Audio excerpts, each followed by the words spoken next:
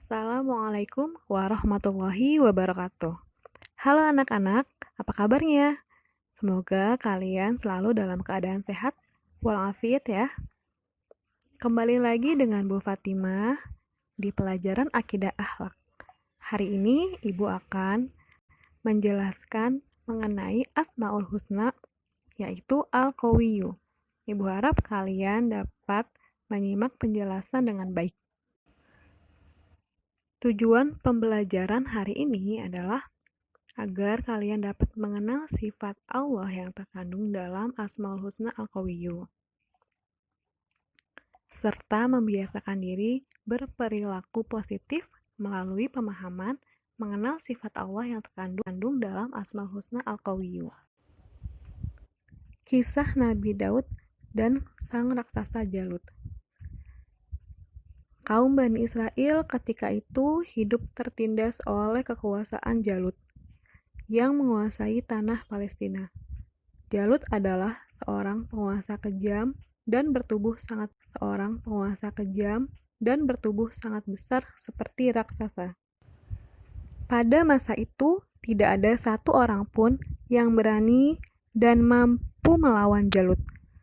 Allah Subhanahu wa Ta'ala kemudian mengangkat seorang pengembala Bani Israel yang bernama Talut untuk menjadi pemimpin kaum mereka, di mana pada saat itu Bani Israel dikenal mempunyai sifat keras kepala. Terbukti pada awalnya Bani Israel menolak karena Talut hanya seorang pengembala miskin. Hal tersebut dijelaskan Allah Subhanahu wa Ta'ala dalam Al-Qur'an surah Al-Baqarah ayat 247 yang berbunyi, Nabi mereka mengatakan kepada mereka, sesungguhnya Allah telah mengangkat Talut menjadi rajamu. Mereka menjawab, bagaimana Talut memerintah kami, padahal kami lebih berhak mengendalikan pemerintahan daripadanya. Sedang dia saja tidak diberi kekayaan yang cukup banyak. Nabi mereka berkata, sesungguhnya Allah telah memilih rajamu dan menganugerahkan ilmu yang luas dan tubuh yang perkasa. Allah memberikan pemerintahan kepada siapa yang dikehendakinya, dan Allah maha luas pemberiannya, lagi maha mengetahui. Maksud dari kata Nabi mereka dalam surat tersebut adalah Nabi sesudah Nabi Musa dan Nabi sebelum Nabi Daud diangkat. Nabi tersebut membawa petunjuk untuk mengajak Bani Israel melawan Jalut yang telah menindas kaum mereka. Dan juga Nabi tersebut menentukan Talut sebagai calon pemimpin mereka. Talut lalu memilih orang-orang terbaik yang berani menghadapi pertempuran. Salah satu yang ikut dalam pertempurannya adalah seorang remaja yang bernama Daud. Ia diperintah oleh ayahnya untuk mengikuti kedua kakaknya yang maju ke medan perang. Tapi, ia tidak boleh maju di garis depan. Daud hanya diperintahkan untuk melayani kakaknya ketika lapar atau haus, untuk menyiapkannya makanan dan juga minuman. Jumlah pasukan Talut saat itu jauh lebih sedikit dibandingkan pasukan Jalut yang sangat banyak. Jalut adalah seorang panglima perang yang bertubuh besar dan setiap orang yang berhadapan dengannya selalu kalah. Raja Talut lalu berdoa kepada Allah Subhanahu wa Ta'ala, ya Tuhan kami, curahkanlah kesabaran atas diri kami dan kokohkanlah pendirian kami, dan tolonglah kami dalam menghadapi orang-orang kafir. Maka dengan kekuatan doa itu, mereka menyerbu pasukan Jalut dengan gagah berani. Pasukan Jalut tak mengira bahwa lawannya yang berjumlah sedikit itu mempunyai keberanian bagaikan singa yang terluka. Dan pada akhirnya, pasukan Jalut dapat dikalahkan sehingga hanya tersisa Jalut dan beberapa pengawalnya saja. Talut dan pasukannya tak ada yang mampu menghadapi raksasa itu. Talut pun lalu berkata, Siapa yang dapat mengalahkan Jalut, maka ia akan diambil sebagai anak menantuku dan akan mewarisi kerajaan. Lalu di saat itulah Nabi Daud yang masih remaja mengajukan diri untuk bertarung melawan. Maka dimulailah pertarungan yang tidak seimbang itu. Dengan menyebut nama Allah dan hanya berbekal sebuah ketapel dan 3 buah batu kerikil, Nabi Daud tidak ragu untuk melawan Jalut. Nabi Daud selalu bisa menghindar dari tebasan pedang-pedang Jalut. Berkat keteguhan imannya kepada Allah Subhanahu wa Ta'ala, maka pertolongan pun diturunkan kepadanya. Kemudian Nabi Daud melemparkan batu ke udara menggunakan ketapelnya. Dengan izin Allah Subhanahu wa Ta'ala, angin menjadi sahabat Nabi Daud dan membuat batu meluncur dengan cepat. Batu itu kemudian jatuh tepat di dahi Jalut yang membuatnya jatuh dan meninggal. Talut pun menepati janjinya dan akan menikahkan putrinya serta memberikan separuh kepemimpinan kerajaan Israel. Hingga usia Nabi Daud mencapai 40 tahun, Talut pun meninggal dan Nabi Daud menggantikan posisi Talut menjadi raja Bani Israel. Tak hanya itu, Allah pun mengangkat Nabi Daud alaihi salam sebagai nabi dan rasul, serta diturunkannya kepadanya kitab suci Zabur. Semoga kisah ini dapat mempertebal iman kita dan semakin percaya terhadap kebesaran dan kekuasaan Allah Subhanahu. Al-Qawiyyu artinya yang maha kuat. Firman Allah dalam surah Hud ayat 66. A'udzu billahi minasyaitonir rajim. Bismillahirrahmanirrahim. Inna rabbaka huwal qawiyyul aziz. Shadaqallahul azim. Artinya, sungguh Tuhanmu, dialah yang maha kuat, lagi maha perkasa. Dalam Al-Quran, kata Al-Qawiyyu disebutkan sebanyak 11 kali. Kata Al-Qawiyyu mengandung arti bahwa Allah Subhanahu wa Ta'ala yang menganugerahkan kekuatan kepada kita semua dan makhluk lainnya dengan kadar yang berbeda-beda. Dialah Allah yang telah menciptakan alam semesta, mengatur jagat raya beserta seluruh isinya. Hal itu merupakan bukti kekuatan Allah Subhanahu wa Ta'ala. Kekuatan yang dimiliki manusia tidaklah kekeh dan sangat terbatas bila dibandingkan dengan kekuatan Allah Subhanahu wa Ta'ala. Oleh karena itu, alangkah anehnya bila ada manusia yang berlaku sombong karena merasa berkuasa dan merasa kuat dan hebat. Kehebatan manusia hanya seperti setitik air di antara samudera yang luas. Suatu saat, Allah Subhanahu wa Ta'ala akan mengambil kekuatan yang kita miliki. Mengapa tadi disebutkan bahwa manusia diberikan kekuatan oleh Allah dengan kadar yang berbeda-beda? Semua itu semata-mata untuk kebaikan kita. Karena pada dasarnya manusia adalah makhluk yang saling membutuhkan. Seorang guru membutuhkan murid. Murid pun membutuhkan seorang guru. Orang yang sakit membutuhkan dokter. Dokter juga sama butuh orang yang sakit. Jika di negeri ini tidak ada yang sakit, bagaimana cara dokter bekerja? Dan jika di negeri ini tidak ada guru, bagaimana murid akan belajar? Begitulah Allah memberikan kekuatan kepada manusia dengan kadar yang. Firman Allah dalam surah Ar-Rum ayat 54 yang artinya Allah dialah yang menciptakan kamu dari keadaan lemah. Kemudian dia menjadikan kamu sesudah keadaan lemah itu menjadi kuat.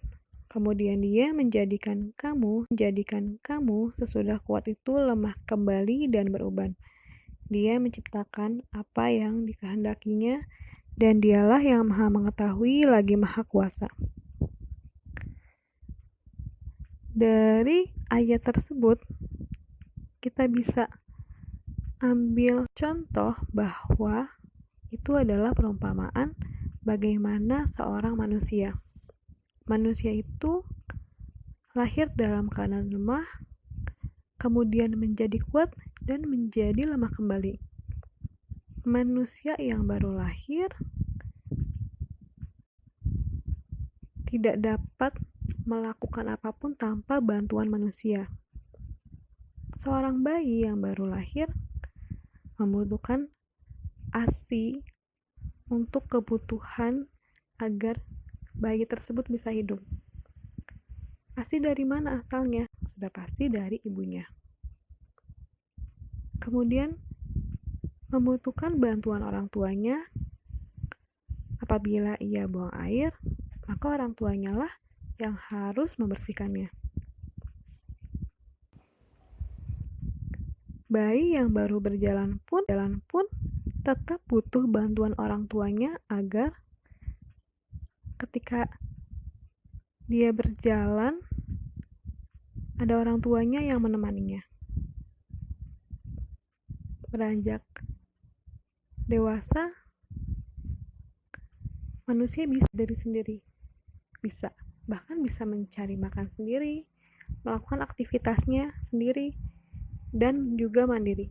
Tetapi bertambahnya umur seorang manusia kembali lagi menjadi lemah. Orang yang sudah tua, kekuatannya makin menurun dan mungkin akan kembali seperti bayi lagi tingkahnya. Makan harus diambil, kemudian disuapi. Ketika buang air harus dibantu dibersihkan. Atau mungkin yang tidak bisa berjalan membutuhkan bantuan orang lain, bahkan anaknya, agar dia bisa berjalan. Oleh karena itu, kita patut bersyukur kepada Allah Subhanahu wa Ta'ala atas salah satu nikmat yang diberikannya.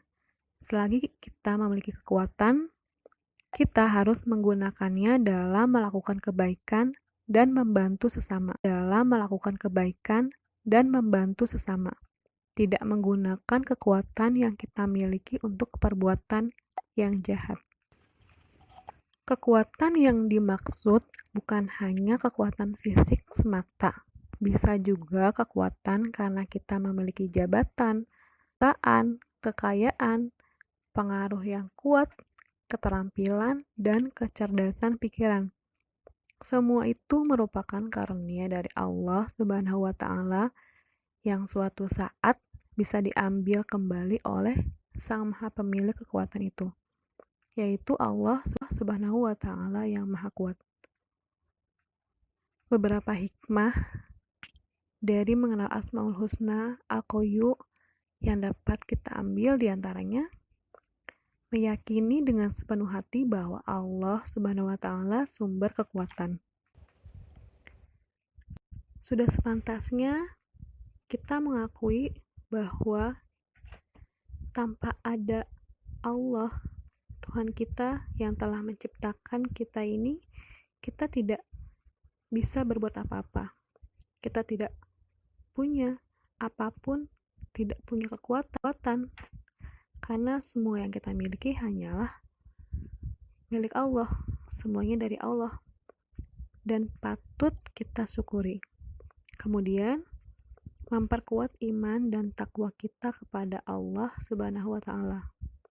Dengan kita meyakini bahwa kekuatan yang kita miliki ini adalah milik Allah, harta yang kita miliki ini milik Allah, maka pastinya kita akan semakin kuat iman, semakin kuat takwa kita, semakin ingin menjauhi larangannya, dan semakin rajin dan melaksanakan semua perintahnya. Yang ketiga, kita diperintahkan menjadi seorang mukmin yang kuat, tidak hanya kuat secara fisik, tetapi kuat secara mental. sehingga kita dapat menjaga keimanan kita kepada Allah Subhanahu wa Ta'ala. Yang dimaksudkan dari penjelasan ini adalah dengan berbagai macam masalah, cobaan, ujian yang setiap hari kita lewati, selagi iman kita kuat, walaupun mungkin fisik kita tidak kuat, maka sudah pasti kita bisa melewati hari-hari tersebut. Tapi, jika kita tidak memiliki hal itu semua, walaupun fisik kita kuat, sudah pasti kita akan selalu merasa capek. Bahkan bisa saja kita marah karena kita dihadapkan dengan sesuatu yang menurut kita terlalu berat. Padahal tidak mungkin Tuhan kita memberikan sebuah masalah, sebuah cobaan hidup jika hambanya sendiri tidak dapat melaluinya. Kemudian yang terakhir, melatih kita untuk selalu memberi bantuan kepada orang yang lemah. Walaupun kita hanya mempunyai harta yang sedikit, kita tetap harus saling membantu kepada orang yang lemah. Sedikit apapun yang bisa kita berikan, mungkin itu sangat besar bagi orang yang membutuhkan. Karena ketika kita ingin memberi bantuan, tidak perlu menunggu kita memiliki harta yang banyak, tidak perlu menunggu kita memiliki kekuasaan, jabatan. Tetapi selagi kita mau, dengan apapun yang kita miliki, kita bisa memberikan bantuan. Demikian penjelasan mengenai Asmaul Husna Al-Qawiyyu. Semoga apa yang sudah dijelaskan memberikan kebaikan serta keberkahan bagi kita semua. Terima kasih atas perhatiannya. Wassalamualaikum warahmatullahi wabarakatuh.